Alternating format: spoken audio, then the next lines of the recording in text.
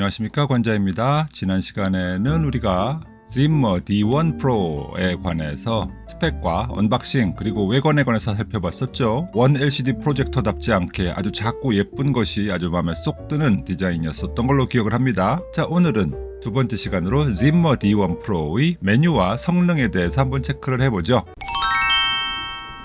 첫 화면은 이렇습니다. 이 UI는 여러분들도 종종 보셨던 그런 UI들입니다. 위에 메뉴를 보시면 홈, 앱, 비디오, 뮤직, 세팅인데요. 앱스에 디폴트로 들어있는 앱이 뭔지 한번 살펴볼까요? 일단 전용 앱 스토어가 있어요. 이건 구글의 플레이 스토어 아니고요. 별도의 서드파티 앱 스토어인데요. 추가로 필요하신 앱들을 또 설치를 해서 사용하실 수가 있습니다. 그 다음에 파일 매니저 보이고요. 넷플릭스가 있군요. 넷플릭스는 실행을 해보시면 아시겠지만 최대 해상도가 480p로만 나옵니다. 아쉬운 상황이죠. 그리고 오피스 스윗이라고 해가지고 워드니 엑셀이니 PPT니 이런 것들을 돌릴 수 있는 앱이 있는데 별로 효용성은 없어 보이고요. 프라임 비디오 앱이 있고 블루투스 스피커 앱이 있습니다. 그래서 요것을 클릭을 하고 스마트폰의 블루투스 메뉴에서 연결을 하면 이렇게 화면이 꺼지고 프로젝터를 통해서 스마트폰에서 재생하는 소리가 나옵니다. 아니 뭐 그냥 스마트폰으로 들으면 되지 뭐 굳이 그거를 블루투스 스피커 기능을 이용해서 D1 프로로 들어야 돼? 라고 생각하실 수도 있는데 아니요, 요거 쓸만합니다.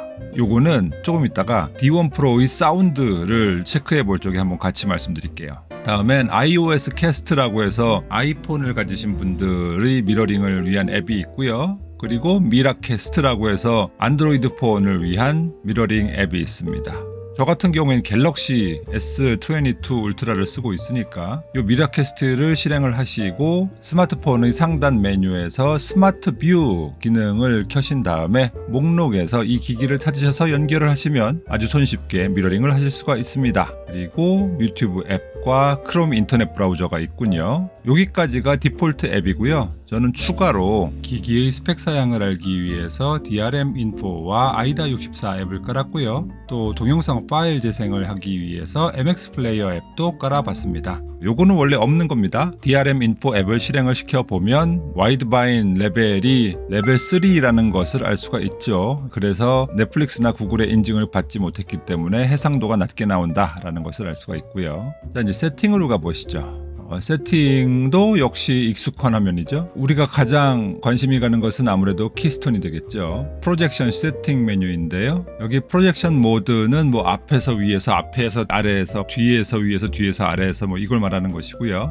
키스톤 어드밴스드라고 해서 여기 보시면 프론트와 사이드가 있어요. 프론트라는 것은 딱 스크린의 정면에서 쏜다 라는 것이고요. 그렇기 때문에 여기에서 키스톤은 수직 키스톤만 조정이 가능합니다. 매뉴얼 키스톤 있죠? 이것을 보면은 아래 위로만 움직이게 됩니다. 그리고 그 아래에는 디지털 줌 해가지고요. 100%에서 총 50%까지 줄일 수가 있습니다. 키스톤 어드밴스드를 사이드로 놓으면 이것은 측면 투사를 한다는 얘기잖아요. 그래서 여기에서는 4포인트 키스톤이 지원이 됩니다. 뭐 요 정도가 딱 적당한 뭐 무난한 수준의 키스톤 기능인 것 같아요. 하나 특이한 것은 시스템 업데이트에서 보시면 온라인 업데이트가 가능하다는 거. 그래서 굳이 옛날처럼 업데이트 파일을 따로 USB에 다운로드를 받아서 그것을 꽂아서 설치를 해야 하는 로컬 업데이트가 아닌 온라인 업데이트가 가능하다 정도가 특이사항이 되겠네요. 자, 여기 어바웃에서 볼 수 있듯이 이 기기의 안드로이드 버전은 9, 그리고 램은 1기가, 롬은 16기가라는 것을 알 수가 있습니다. 자, 그럼 이제 성능 테스트로 한번 가보시죠.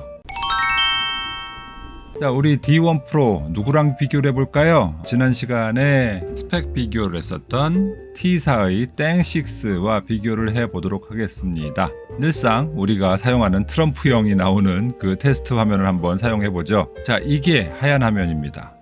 가만히 있어봐. 밝기 차이가 좀 나네. 네, 밝기 차이가 있습니다. D1 프로가 조금 어두워요. 확실히 눈으로도 알 수가 있죠. 그런데 이상합니다. 분명히 스펙상에서는 D1 프로가 6500 루멘이고 땡6가 6000 루멘이라고 했던 것으로 기억을 하는데요. 그럼 이거 둘 중에 하나는 틀린 것 아니야? D1 프로 쪽에 조금 과장이 있는 것 같습니다. 중저가 프로젝터 시장의 경쟁이 치열하다 보니까 이런 스펙상 과장이 있는 것 같습니다. 그래서 제가 볼 때는 D1 프로에서 말하는 380 안시 루멘, 6500 루멘은 아닌 것 같다라는 것을 말씀을 좀 드리고요. 다음에 검은색은 보이실까는 모르겠는데 그래서 그런지 역시 D1 프로의 검은색이 좀 더 구현이 좋습니다. 훨씬 더 검은색답지요. 그리고 색감은 전반적으로 D1 프로가 살짝 파란 느낌이 있고요. 상대적으로 땡식스가 살짝 노랗거나 빨간 느낌이 있습니다. 네, 여기 칼라바에서도 그 차이를 확실하게 느낄 수가 있죠. 둘 다 1080p인데 화질의 퀄리티는 어떠냐라고 물으신다면 그냥 제 주관적인 느낌으로는 땡식스가 조금 더 낫지 않나라는 생각은 듭니다. 그 이유를 유출을 해보자면 LCD의 크기가 땡식스가 조금 더 커요. 지난번에 스펙을 살펴볼 때 우리가 확인을 해봤듯이 D1 프로의 LCD는 4인치인데 반해서 땡식스의 LCD는 4.5인치거든요. 그래서 LCD 크기가 큰 만큼 좀 더 그 표현이 좀 더 디테일하게 잘 이루어지는 것이 아닌가라는 측면에서 도찐개찐이긴 하지만 굳이 얘기를 하자면 땡식스가 조금 더 나은 것 같긴 합니다. 전체적으로 화면에 대한 느낌은 그 정도네요. 그러면 이제 항목별로 얘기를 해보시죠.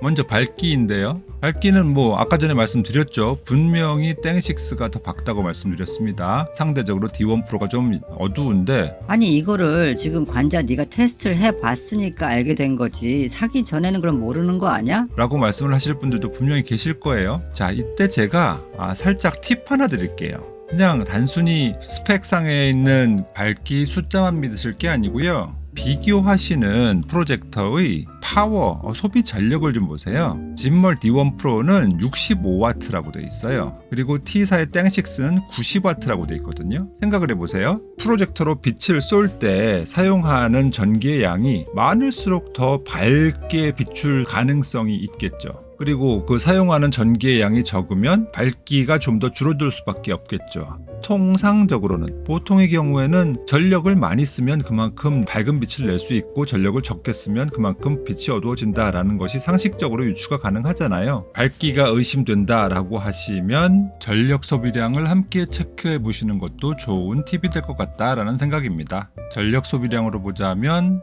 D1 프로보다는 땡식스가 좀 더 밝겠구나라는 걸 어느 정도는 유추해 볼 수 있지 않을까 싶다는 거죠. 어쨌든 밝기에 있어서는 분명히 D1 프로가 아쉬움이 좀 있었습니다. 자, 이제 주변광의 영향을 보실 텐데요. 일단 낮에는 거의 사용을 할 수 없다라고 보시면 되고요. 밤에 거실에서 100인치 화면에 D1 프로를 투사해 보도록 하겠습니다. 요게 불 3개를 다 켰을 때고요. 요게 2개를 켰을 때, 그리고 요게 하나를 켰을 때, 그리고 요게 불을 다 껐을 때입니다. 당연히 불을 다 껐을 때는 아무런 문제가 없이 화면을 즐기실 수가 있지만 거실등을 켜면 아무래도 좀 한계가 있죠. 특히나 100인치 화면은 상당히 큰 화면이잖아요. 그래서 저는 D1 프로를 거실에서 큰 화면으로 이용을 하실 때에는 반드시 모든 불을 다 끄고 사용을 하셔야 될 것 같다라고 말씀을 드립니다. 그래도 또 사람 마음이 좀 그렇지 않잖아요. 불 하나 두 개 정도 좀 켜고 즐기고 싶은데 그럴 때는 사실 방법은 하나죠. 화면을 작게 보시면 됩니다. 그래서 제가 나중에도 말씀을 드리겠지만 저는 이 D1 프로의 사용 용도를 거실에서 큰 화면에서 사용하는 용도보다는 방에서 한 50에서 60인치 정도로 사용을 하시는 것이 적당하지 않을까 싶어요. 이거 보실래요? 거실에서 3개 불을 다 킬 때도 이 정도의 밝기를 보여줍니다. 이 화면의 크기는 50에서 60인치 그 사이 정도거든요. 이렇게 사용하시면 무리 없이 사용하실 수가 있겠다라는 생각이 들어요. 자, 다음은 레이턴시인데요. 항상 그랬듯이 레오 보드날의 비디오 렉 테스터를 가지고 측정을 해봤습니다. 가운데 반은 왔다 갔다 하는데 평균을 내보면 한 45.95ms 정도 나오네요. 그리고 상단 반은 39.05ms 정도가 나옵니다. 그리고 하단 반은 53.5ms 정도가 나와요. 그래서 이 세 개의 값을 총평균을 해보면 평균 값은 약 46.17ms 정도가 나옵니다. 자, 요거 괜찮네요. 제가 말씀드렸죠. 보통의 중저가 프로젝터들은 레이턴시가 한 50에서 60 정도 나온다. 그래서 그 레인지보다 더 적으면 딜레이가 덜한 것이고 그거보다 크면 딜레이가 좀 길다라고 말씀을 드렸잖아요. 그런 면에서 뭐 아주 약간이긴 하지만 레이턴시의 측정치가 되게 좋게 나왔습니다. 바람직하다고 봅니다. 통상적인 레이싱 게임이나 RPG 게임이나 뭐 이런 거 하는 데는 아무 문제가 없겠다라는 생각이 드네요. 자, 다음엔 노이즈인데요. 와, 이거는 뭐 그냥 들어보시면 알죠.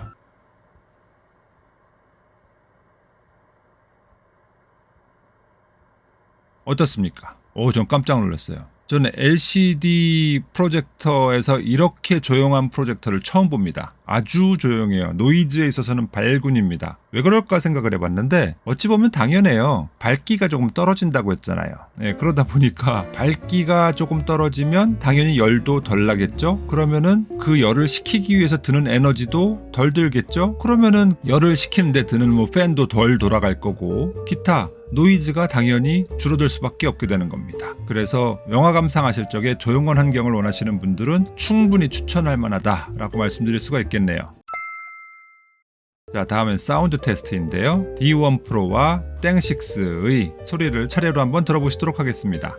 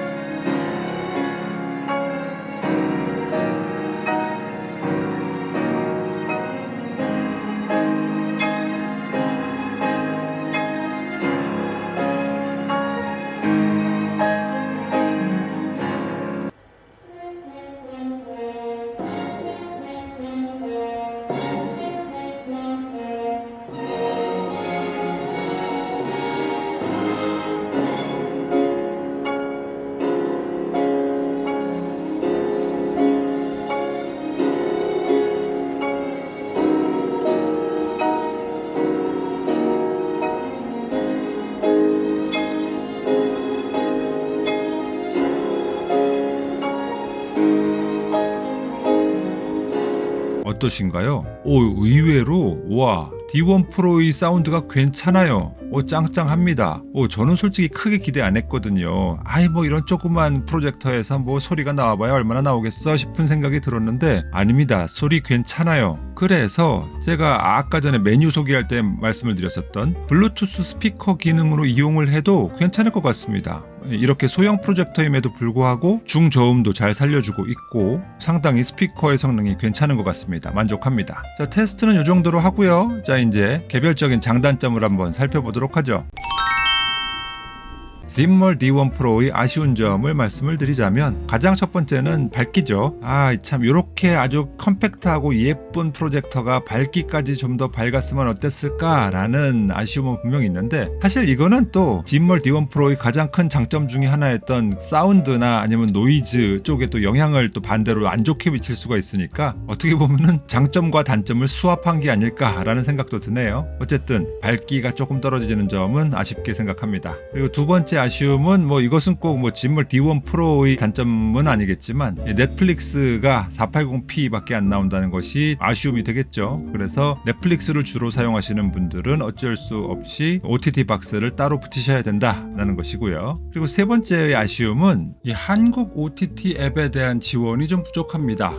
여기 앱스토어에서 찾아보시면 웨이브도 있고 아프리카도 있고 왓챠도 있는데 그래도 우리 많이 쓰는 OTT 중에는 티빙과 쿠팡플레이가 있잖아요. 그런데 이 앱스토어 안에는 없더라고요, 이 앱이. 그래서 아까 전에 넷플릭스 문제 때도 말씀을 드렸지만 크롬캐스트 with 구글 TV HD 같은 별도의 OTT 박스 동글을 붙이시는 것이 필요하다라는 생각이 들었어요. 그 다음 아쉬움으로는 요게 배터리가 들어갔으면 얼마나 좋았을까. 그러면은 휴대용 프로젝터로서 상당히 유용하게 쓸 수 있었을 텐데 라는 아쉬움도 있어요. 물론 요즘 뭐 캠핑 갈 때 캠핑장에 뭐 전기선이 안 들어오는 캠핑장이 뭐 얼마나 되겠습니까만 그래도 이왕이면은 이런 선의 제약 없이 어디에서나 쓸 수 있는 프로젝터가 더 좋지 않겠습니까? 그런 면에서 여기 배터리가 들어갔다면 어땠을까 라는 아쉬움은 있어요. 마지막 아쉬운 점으로는 이건 욕심이죠 사실.